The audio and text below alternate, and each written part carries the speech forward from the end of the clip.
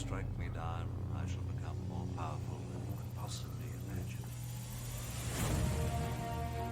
Welcome everybody, this is Bulldog. We've got a new Galactic challenge this morning. We are visiting Takodana to take on the First Order, and in this one you want to use Empires. If you got a great Empire team, that's what you're going to use to get the main feat. But if you don't have Empire, or you're having problems getting the other feats with your Empire squad, I have a list of some video footage here of several teams, several non-Empire squads that worked for me. So my goal this morning was to try and get as many victories as I could. So let's start out with kind of an obvious one. So this account has one Galactic Legend, that's Kylo Ren, and it's just overkill here. But I want to go over the mechanics while we're looking at the easy one here. So at the start of basically the first character to use an attack is going to be inflicted with Death Mark. So usually you don't want to go first. Now with Spring Leader Kylo Ren, he is immune to the percent damage effects, so that's not a big deal. But generally you're not going to want to go first. Once that character dies, then the next character that uses an attack is going to get Death Mark. So you've got to kind of try and time things. It helps to have some non-attack abilities in there so that you can avoid Death Mark. And we want to get Death Mark on the other side, preferably not on one of the Kylos, since they're also immune to percent health effects. But this one worked out really well as a shorthanded squad. And here, I'll leave this on for just a second longer so you guys can see the amazing rewards that you get for completing it.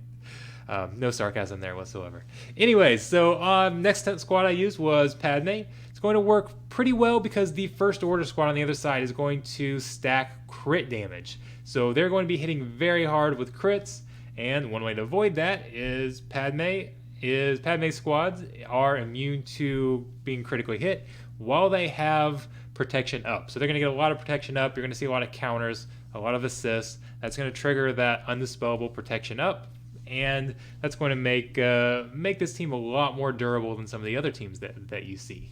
So I've used gas here. I tried not to use Skywalker at first. It wasn't going all that well. I think it can be done, but I didn't want to spend too much time on this and do 15 battles to try and get it. Crew is extremely tanky. He's labeled as elite up there. He has a ton of health, a ton of defense. It's very hard to get through him. Gas obviously hits very hard. Then he also reduces that max health as well. So that was a kind of an easier way to get through him. So when I was able to this was the first one I got. Got the feat for finishing with everybody alive. We did get Death Mark on Ahsoka down there, but too late for them. Finish him off. There we go. All right. On to the next one. I again use gas. This is the gas lead. Your typical 501st. Started with a full team of 5. Was super easy. You dropped it down to 4, and still got through this without really having any problems. This is just a powerful team. We're just overpowering them. And then again, gas really helps get through crew as well. You've got that daze that can stop some of those counters, stop the assist. And unfortunately, it's not a clean win. But once we get that sacrifice, that really triggers those stats. Even though there's only 2 clones remaining after you get the sacrifice, they're still obviously very good. It was enough to get through. And then the good thing at the end is, gas is going to be immune to being critically hit and have all those counters if you get down to 1 versus however many. And that's going to stop them from doing a lot of their damage. So now Hux really surprised me with the damage output that he has. But you just got to make sure that you don't get Death Mark on gas at the end if you're going 1 on so many. So he can't go 1 on 5 and just take on the whole squad. He's not that good, but he can do some work. So even at the end. So this one we didn't even get down to that point. It was a fairly clean win. We did lose a character though, so I wanted to also show you a 5th character that you can put in here that worked extremely well for getting the feat for having everybody standing. And what we did a little differently here, instead of burning that turn meter gain ability with Rex, which the turn meter gain doesn't actually work, as you saw in the last one, because of Hux.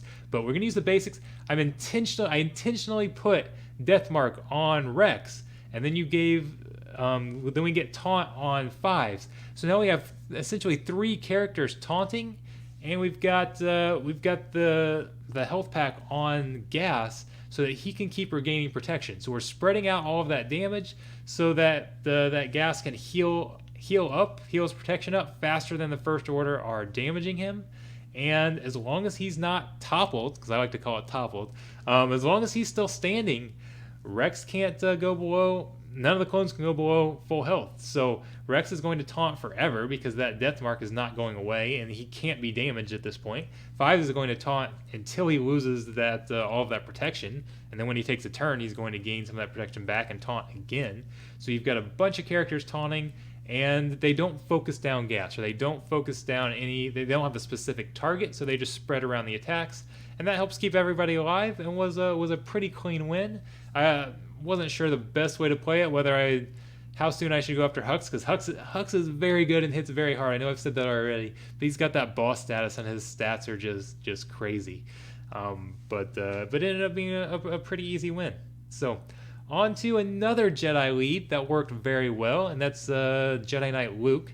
Had to throw Joey in there because we're getting one shot, as you saw old Ben get one shot right there, but that's okay. We've got a revive. We can bring him back.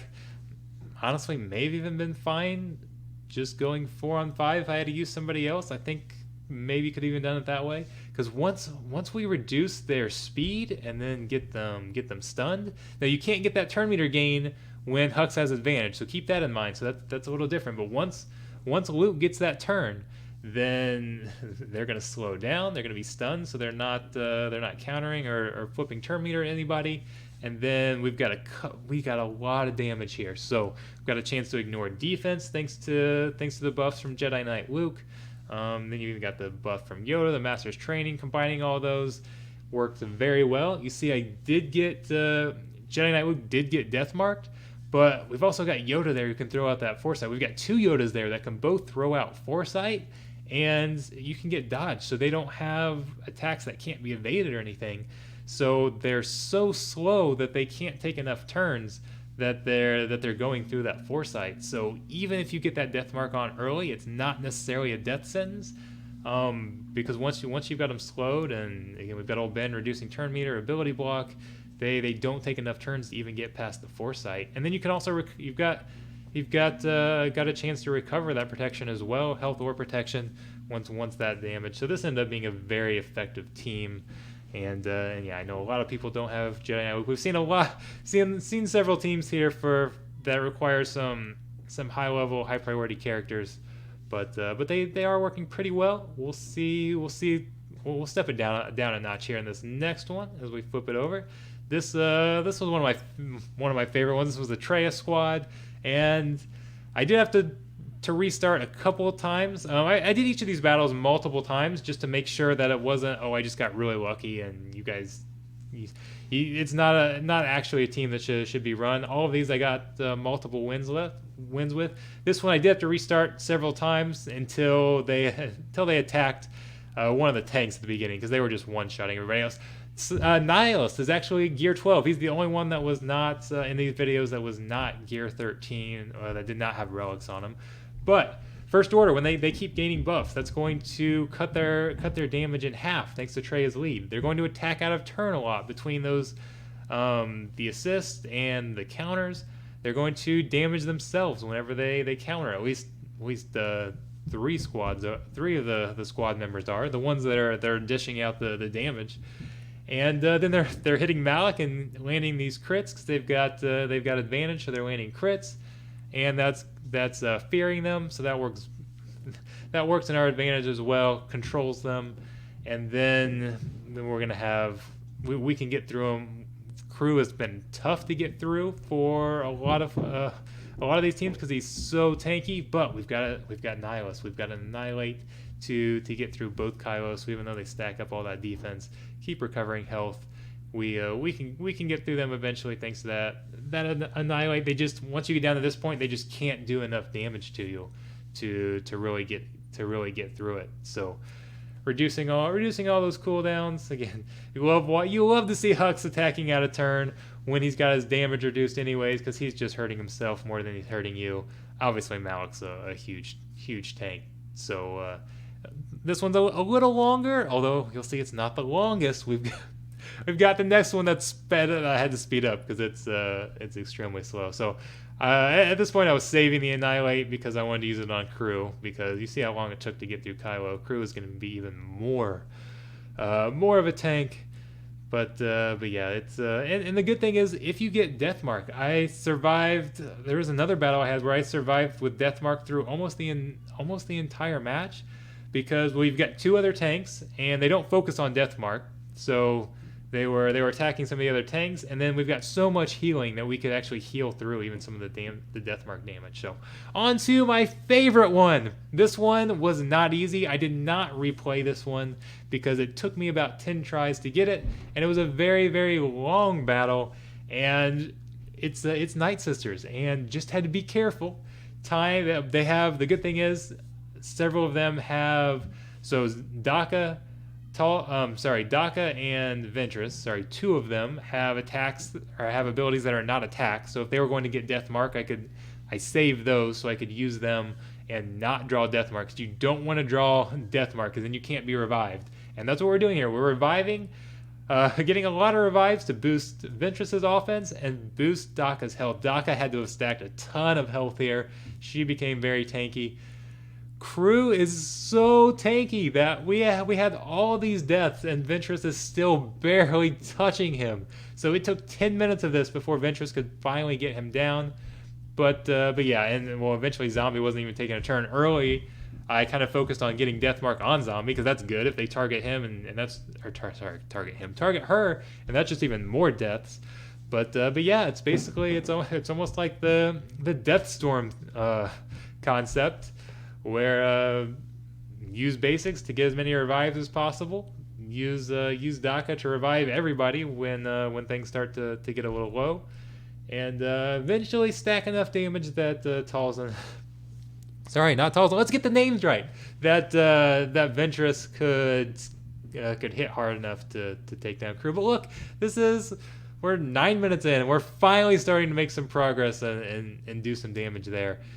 They have so much defense that normally Ventress would be doing hundreds of thousands of damage by that point, but she still was only doing 30, 40, 50,000 damage. It took so long to increase that because there is so much defense on Crew.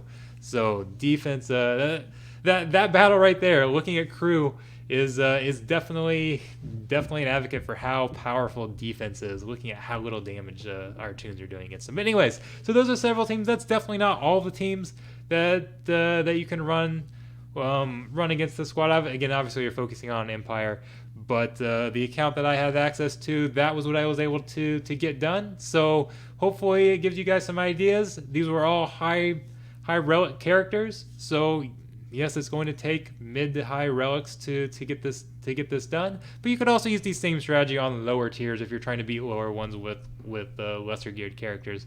So hopefully this gave you guys some things to think about, or some things to take back, some ideas if you're struggling with this Galactic challenge. And hopefully you can go get it done so you can collect those awesome rewards. Thank you guys. I'll see you hopefully for the next Galactic challenge. But I've also got some videos coming up before then as well. So stay tuned, subscribe, all that thing. Thank you. All of those things. Thank you guys very much. Have a great night.